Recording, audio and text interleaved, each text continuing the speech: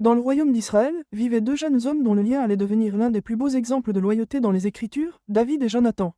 David était un jeune berger oint pour devenir roi. Jonathan était le fils du roi Saül, l'héritier légitime du trône. Selon toute logique, ils auraient dû être rivaux. Mais Dieu avait un autre plan. Leur histoire est écrite dans le premier livre de Samuel. L'amour fraternel. Après la victoire de David sur Goliath, un événement inattendu se produisit. L'Écriture dit, l'âme de Jonathan était liée à celle de David, et Jonathan l'aimait comme son propre âme. 1 Samuel 18, 1.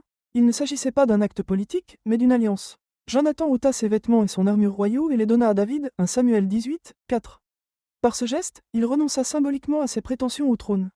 Voilà ce qu'est la loyauté, choisir la volonté de Dieu plutôt que son ambition personnelle. La confiance au cœur du danger. Le roi Saül, jaloux de David, chercha à le tuer. Jonathan se trouva face à un dilemme impossible, la loyauté envers son père ou la loyauté envers la vérité. Jonathan choisit la droiture. Il avertit David et créa un signal secret à l'aide de flèches dans un champ.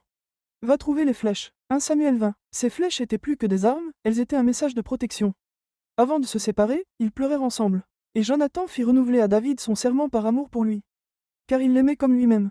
1 Samuel 20, 17. La véritable confiance comporte des risques. Jonathan savait que protéger David pouvait lui coûter tout. Un amour qui survit à la mort. Jonathan mourut plus tard au combat. Quand David apprit la nouvelle, il ne se réjouit pas de son accession au trône. Il fut profondément affligé et dit, « Je suis profondément attristé pour toi, Jonathan, mon frère, tu m'étais très cher. Ton amour pour moi était merveilleux. » Deuxième livre de Samuel 1, 26.